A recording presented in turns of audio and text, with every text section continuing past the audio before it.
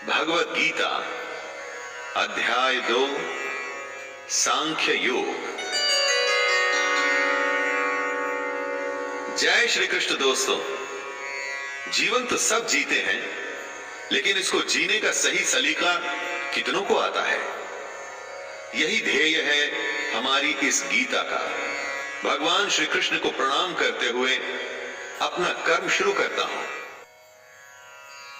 यम ही न व्यथयन्त ये ते पुरुषं पुरुषर्षभ समदुःख सुखं धीरं सोमृत तत्त्वाय कल्पते।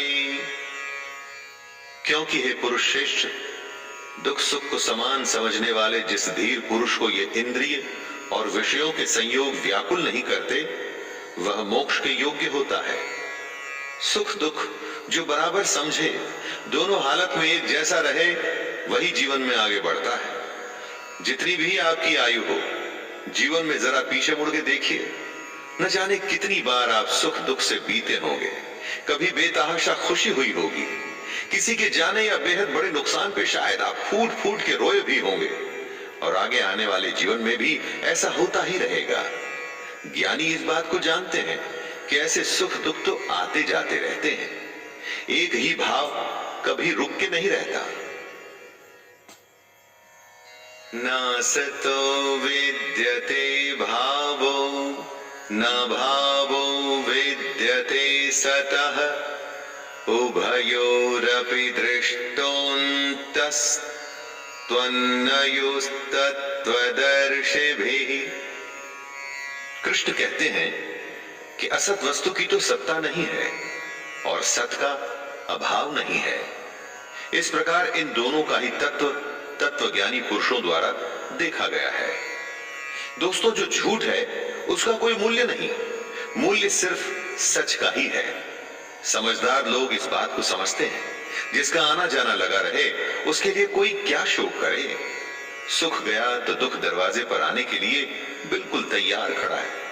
एक के लिए दुख करेंगे तो आने वाली अच्छी खबर के लिए जल्द ही खुश ही होना पड़ेगा।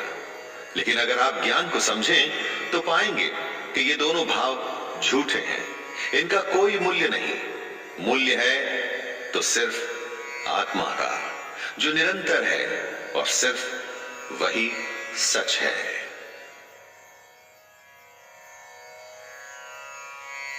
अविनाशी तु तद्विद्धि येन सर्वं इदं ततं विनाशमव्ययस्यास्य न कश्चित् कर्तुमर्हति। नाश रहित तो तू उसको जान जिससे ये संपूर्ण जगत दृश्य वर्ग व्याप्त है। इस अविनाशी का विनाश करने में कोई भी समर्थ नहीं है। मतलब परमानेंट सिर्फ वही है जिसमें ये पूरा जगत, पूरी दुनिया समाई हुई है, जो सबसे बड़ा सच है। बाकी सब कुछ आता जाता रहता है। सिर्फ ये सच्चाई ही हमेशा के लिए है। इस बात को समझने में डिफिकल्टी आ सकती है।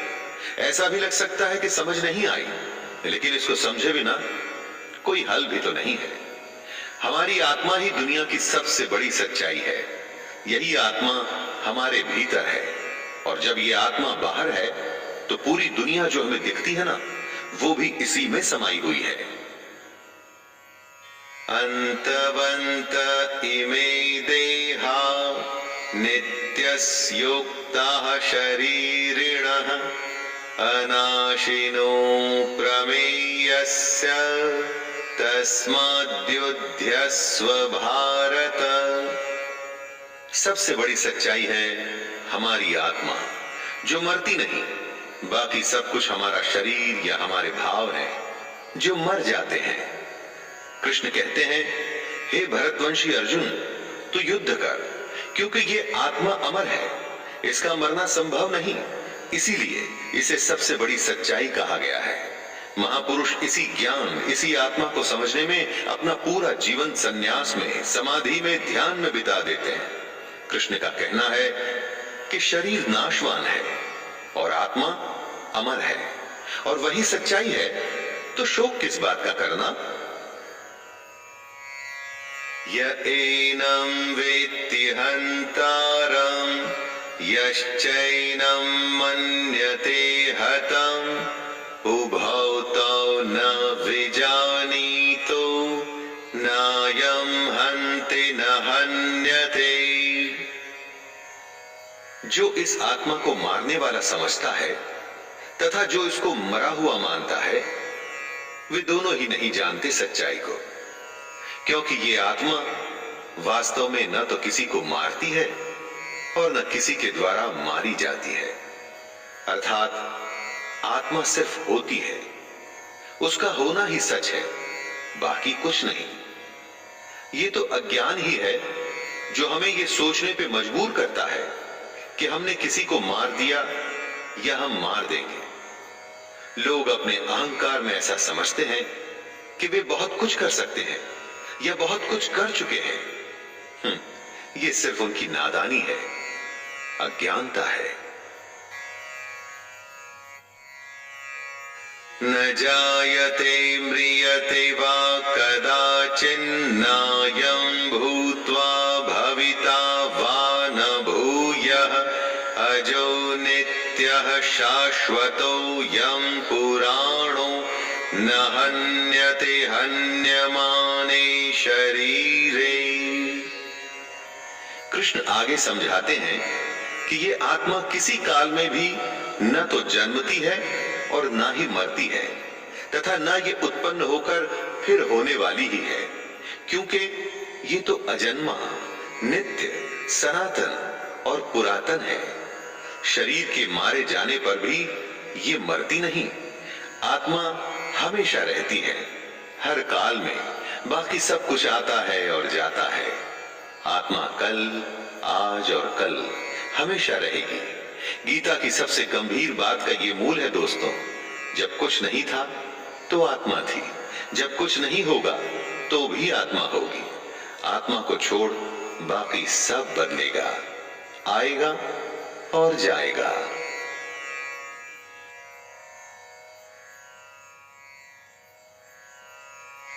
वेदा विनाशिनं नित्यं य एनमजमव्ययम् कथं स पुरुषः पार्थ कं घातयति हन्तिकम्। हे प्रथापुत्र अर्जुन, जो पुरुष इस आत्मा को नाश रहित, नित्य, अजन्मा और अव्यय मानता है, वह पुरुष कैसे किसको मरवाता है और कैसे किसको मारता है? जो इस बात को समझता है कि आत्मा ही सबसे बड़ा सच है, वो किसी को कैसे मार सकता है या कैसे मरवा सकता है? इस बात को समझने का मतलब है कि ब्रह्म रूपी सच को समझना, ब्रह्म को समझना। सच से अधिक हम झूठ को महत्व देते हैं, आत्मा से अधिक हम पार्थिव शरीर को। पार्थिव शरीर जो मिट्टी से बना है और अग्नि में जल के उसी में मिल जाएगा और फिर से मिट्टी हो जाएगा। महत्व हमें देना है अपनी आत्मा को, जो हमेशा थी और हमेशा रहेगी। वासांसि जीर्णानि यथा विहाय नवानि गृह्णाति नरूपराणि तथा शरीराणि विहाय जीर्णान् यन्यानि संयाति नवानि देहि। जैसे मनुष्य पुराने वस्त्रों को त्याग कर दूसरे नए वस्त्रों को ग्रहण करता है, वैसे ही जीवात्मा पुराने शरीरों को त्याग कर दूसरे नए शरीरों को प्राप्त होता है। मतलब आत्मा को छोड़ बाकी सब कुछ बदलता है, एकदम वैसे ही जैसे हम कपड़े बदलते हैं। पुराने कपड़े के फट जाने पर, उसके धागे धागे अलग हो जाने पर उसे छोड़ दिया जाता है। वैसे ही अलग अलग कारण से जब मृत्यु होती है और शरीर रहने लायक नहीं रहता, तब आत्मा उसे छोड़कर दूसरे शरीर में चली जाती है। शरीर की आयु होती है, परंतु आत्मा की नहीं। जब देह की आयु पूरी हो जाती है तो उसकी सांसें रुक जाती हैं और आत्मा अपने एक घर को छोड़कर दूसरे घर में जाती है।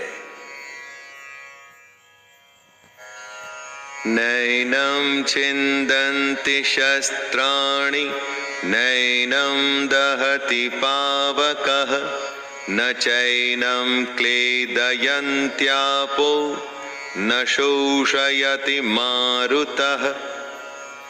इस आत्मा को शस्त्र नहीं काट सकते, इसको आग नहीं जला सकती, इसको जल नहीं गला सकता और वायु सुखा नहीं सकती। आत्मा कोई वस्तु नहीं कि कट जाए, जल जाए या सूख जाए। आत्मा के इसी स्वरूप को कृष्ण समझा रहे हैं। जैसे कपड़ा फटता है, गल जाता है, उसी तरह से आत्मा को कोई वस्तु समझना भूल होगी। उस आत्मा को अपनी इस दुनिया की किसी चीज से मत तोलिए।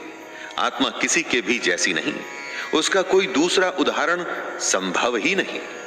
आत्मा अपने आप में विरली और अनूठी है। ये हमसे पहले भी थी और आगे भी रहेगी।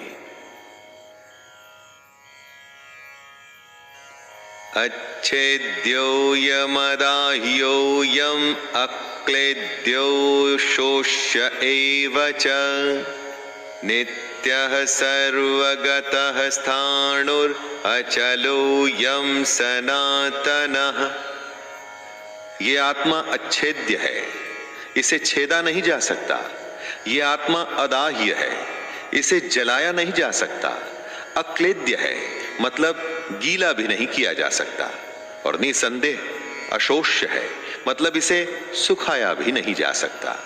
ये आत्मा नित्य, सर्वव्यापी, अचल, स्थिर रहने वाली और सनातन है। सनातन का अर्थ क्या होता है दोस्तों? जो हमेशा से है और हमेशा रहेगा, वही आत्मा भी है। श्री कृष्ण ये बताना चाहते हैं कि हम जो नाशवान है, मतलब हमारा जो ये शरीर है, इस पर ज्यादा ध्यान न दें। हम समझें आत्मा को जिसका नाश नहीं हो सकता, तभी हमें मुक्ति मिलनी संभव हो सकती है। वरना मोह और दुविधा में हम हमेशा फंसे रह जाएंगे। जैसे कि अभी अर्जुन फंसा हुआ है और अपना कर्म करने को तैयार ही नहीं।